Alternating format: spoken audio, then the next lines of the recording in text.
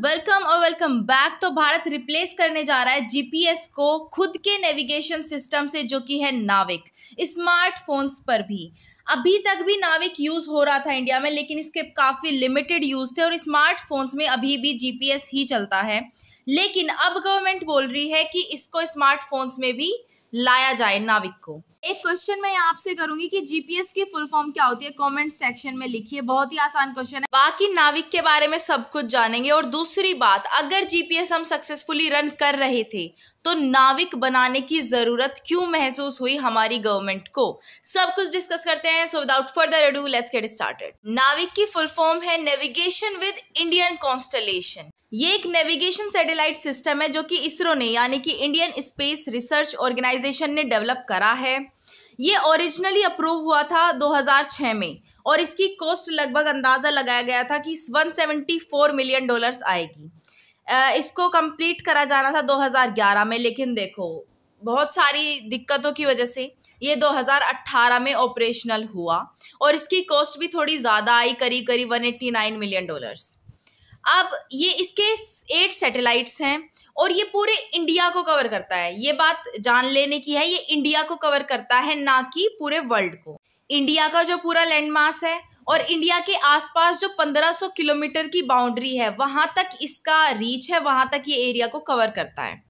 ये वो 8 सैटेलाइट्स है जो कि हमने इस नेविगेशन सिस्टम में यूज करी है, IRNSS, यानी कि Indian regional navigation satellite system 1A, 1B, 1C, 1D, 1E, 1F, 1G, 1H fail हो गई थी और उसके बाद हमने 1I यूज करी थी। आप देख सकते हैं जब ये लॉन्च करी गई थी उसकी भी डेट यहाँ पे मेंशन है और क्या इनका वेट है वो भी मेंशन है, करीब करीब 1425 के अराउंड ही है सबका। अभी तक नाविक का यूज काफी लिमिटेड है, जैसे कि पब्लिक व्हीकल ट्रैकिंग में यूज किया जाता है, फिर फिशरमैन के लिए यूज करा जाता है, क्योंकि कई बार क्या होता है हमारे फिशरमैन बिना, अगर उनके पास कोई ट्रैकिंग सिस्टम ना हो तो वो पाकिस्तान की तरफ पहुंच जाते हैं, तो वो ना हो और उनके साथ कोई ट्रेजेडी ना हो, इसके लिए उनको ये प्रोवाइड करवा रखा है। और जो नेचुरल डिजास्टर्स होते हैं उनको ट्रैक करने के लिए और उनके बारे में इंफॉर्मेशन प्रोवाइड करवाने के लिए भी इसको यूज करा जाता है। लेकिन अब इंडियन गवर्नमेंट ने बोला है कि जो नेक्स्ट स्टेप होगा नाविक का, वो होगा स्मार्टफोन्स में इसका यूसेज। देखो, इंडियन गवर्नमेंट जो स्मार्टफोन मेकर्स हैं उनको बोल रही है कि आप नाविक नेविगेशन सिस्टम यूज करो जो आप न्यू डिवाइसेस बना रहे हो कंट्री में और सेल कर रहे हो। लेकिन जैसे कि नेक्स्ट ईयर में ही बोला गया है, तो उसके लिए first of all time frame काफी कम दिया है। दूसरी बात, इन स्मार्टफोन मेकर्स को एडिशनल कॉस्ट लगेगा नाविक नेविगेशन सिस्टम को सपोर्ट करने के लिए, उसमें सर्विस डालना, तो उनकी तरफ से अभी थोड़ा बहुत और ज्यादा टाइम मांगा गया है इसके लिए। अब आप पूछोगे कि नीड क्या आन पड़ी? नीड तब आन पड़ी जब यूएस ने कारगिल वॉर में इंडिया को मना कर दिया था जीपीएस यूज कराने से। स्पर्न का मतलब होता है मना कर देना, रिफ्यूज कर देना, रिजेक्ट कर देना, ठीक है। जब पाकिस्तानी ट्रूप्स ने अलग अलग पोजीशन ले ली थी कारगिल में 1999 में, पहली चीज जो चाहिए थी इंडियन मिलिट्री को वो थी जीपीएस। आपको यहाँ वैसे आंसर भी अपना मिल गया होगा, ग्लोबल पोजीशनिंग सिस्टम, ताकि वो ट्रैक कर सके कि जो पाकिस्तानी ट्रूप्स है वो है कहाँ। ये काफी वाइटल रोल निभाता अगर हमें जीपीएस उस टाइम पे मिल जाता, लेकिन यूएस ने हमें मना कर दिया।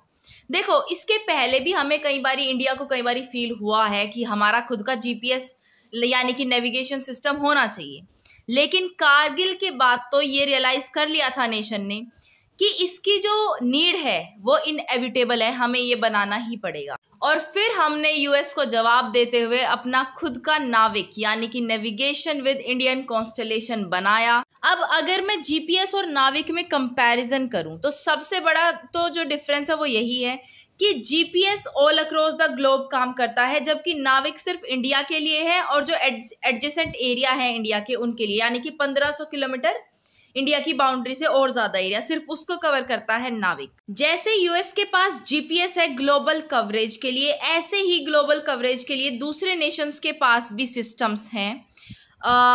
गैलीलियो है यूरोपियन यूनियन का, ग्लोनास है रशिया का, देन बेदो चाइना का है, और इंडिया की तरह ही जापान के पास भी एक और रीजनल नेविगेशन सिस्टम है जिसका नाम है QZSS। ये सिर्फ कवर करता है एशिया ओशियन रीजन को, लेकिन इसका फोकस जो है वो जापान पर ही रहता है। अब इंडिया बोल रहा है कि हमने अपने रीजनल कवरेज के लिए तो बना लिया, लेकिन हमारा एम है कि हम इस कवरेज को ग्लोबल लेवल पर एक्सपेंड करें, यानी कि जीपीएस की तरह ही हम ग्लोबली कवरेज लें अपने खुद के बनाए हुए नेविगेशन सिस्टम के लिए। उसके लिए इनको और ज़्यादा सैटेलाइट्स लॉन्च करनी पड़ेगी और इंडिया उस तरफ काम कर भी रहा है। So hopefully we can navigate all across the globe in the near future with our own navigation system. NavIC को बनाने के पीछे ऑब्जेक्टिव एम्स क्या रहे हैं इंडिया की? देखो, सबसे पहली जो डिपेंडेंस था फॉरेन सैटेलाइट सिस्टम्स पर, वो रिमूव करा है इसको बनाकर। मैंने एग्जाम्पल दे भी दिया है, जब कारगिल वॉर हुई थी हमें मना कर दिया गया था, वो सबसे बड़ा पुशिंग फैक्टर रहा इंडिया के लिए कि वो अपना खुद का नेविगेशन सिस्टम बनाए। दूसरा रीजन रहा ऐसी चीज़ों पर, जैसे जीपीएस पर अगर हम रिलाई करते हैं या रशिया के ग्लोनास पर हम रिलाई करते हैं, तो इंडिया की जो सिक्योरिटी है उसको भी कहीं ना कहीं थ्रेट आता है, क्योंकि ये इंडिया से ऑपरेट नहीं हो रहा है, ये दूसरी कंट्रीज से ऑपरेट हो रहा है और वो पता नहीं कब सर्विस डिनाई कर दे, डिग्रेड कर दे, है ना।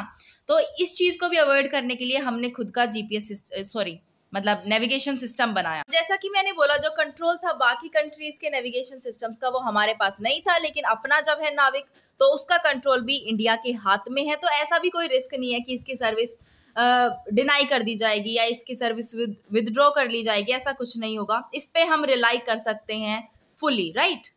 So this was the news for you guys. I hope you loved it. If you did, please give it a thumbs up and subscribe to my channel, and I'll see you in the next video. Till then, stay happy, healthy, and bye.